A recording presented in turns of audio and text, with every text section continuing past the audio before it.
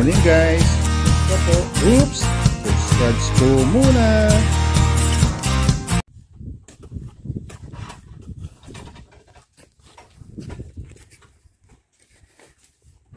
Magandang umaga po. Nandito po sa may Santa Rita, Pampanga.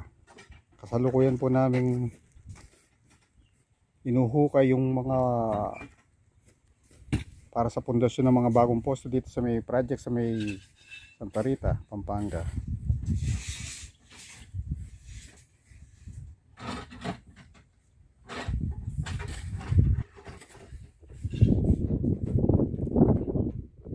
Naghukay po kami ng 5 feet galing dito sa may taas ng lupa. Sukat po nila is 4 feet by 4 feet. Natatayo ng mga bagong poste.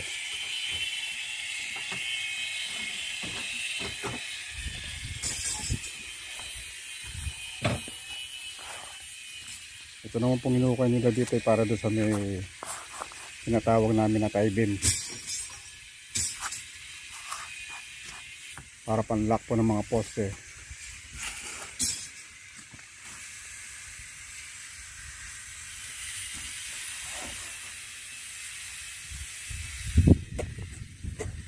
Inukay po namin ng repeat naman po ito.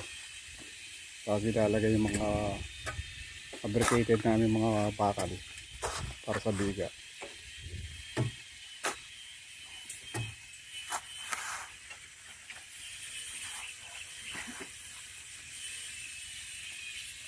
Ito po nakasombrero si Commander Malboro.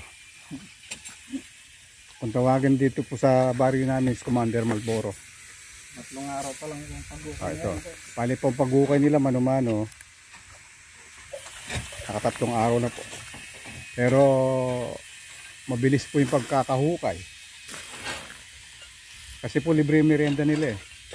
Kaya mabilis yung paghuhukay. Ganito po kalalim yung paghuhukay namin. Galing dito sa may lupa. Bali 5 feet po. Compacted, matigas na po yung lupa.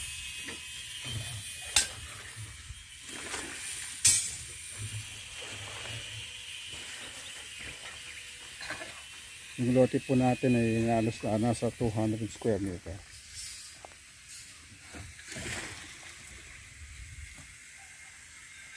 Ano-mano lang po namin inuhukay yung mga para sa poste. O column putting tatawagin natin sa construction term.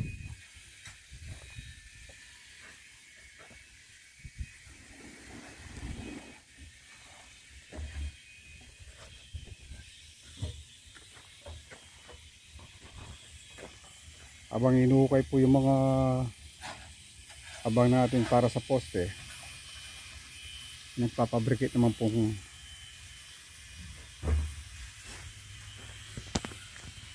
mga bakal na itatayo natin para sa mga poste. Ang sukat po ng mga poste natin is 20 cm by 40 cm. Linis po.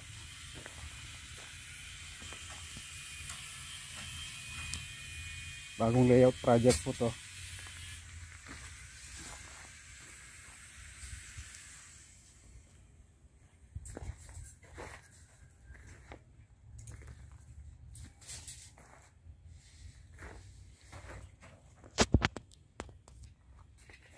Dito po yung nalalabasan ng buwan ng lote.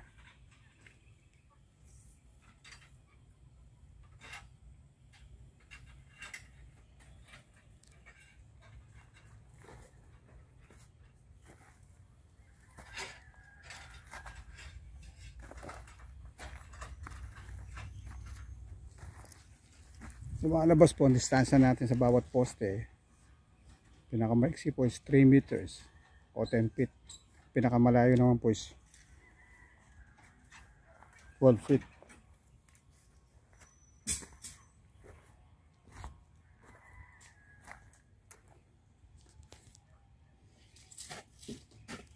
Nilalagyan po nila ng tanse o nylon at tali para sa pag-iskwala.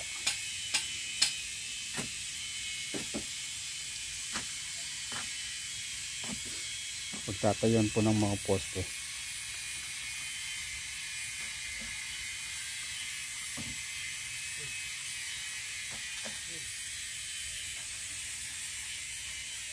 Pero sa pinakaunang trabaho po, nabakuran na po to. At tapos po ng 2 weeks. Ngayon po ready na po kami maghukay.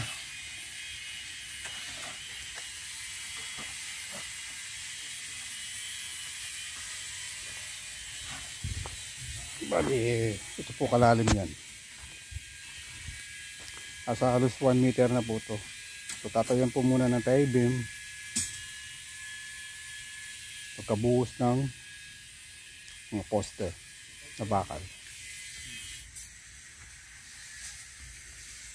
Sana po may napupulot kayo mga technique tips sa aking vlog.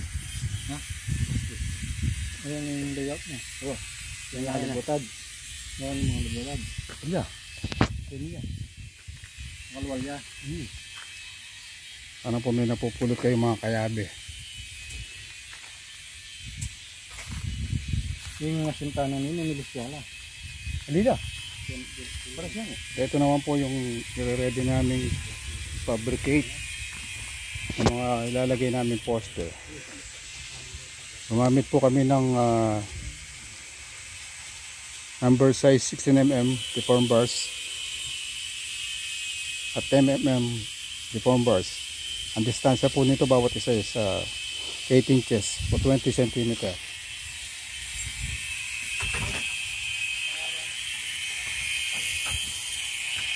Ito po mga kayabe.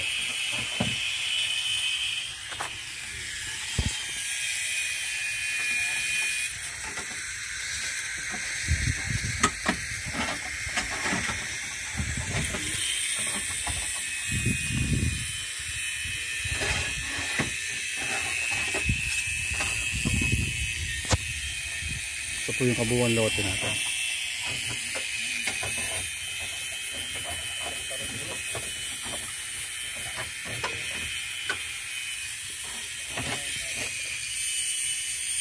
Ito po yung bagong project natin dito sa Santa Rita, Pampanga.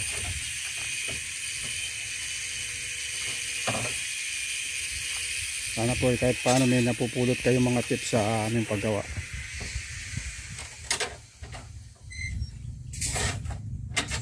Salamat po hanggang sa muli po nating video. Magandang umaga po mga kayabe. Ito naman po si Jeff sa magaling natin labor. Bali siya naman po ang nagpuputol na 10mm deform bars na ginagamit natin para sa mga lateral ties at spirit sa mga poste at mga beam na tinatawag natin. Bali nagpuputol po siya ng 10mm, number 10mm deform bars sa isang bakal po na isang 6 meters. Nakakagawa po siya ng 6. So yun po yung mga binodel natin papabricate at i-connecta, ilalagay sa mga number 16mm natin na bakal para sa mga poste po.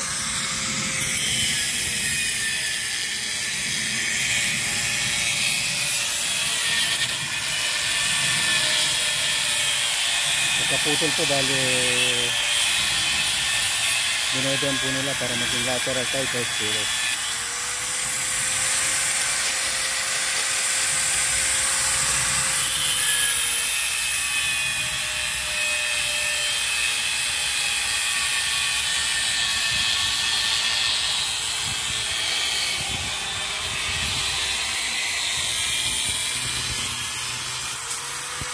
Gamitan po ng cutting disc at grinder.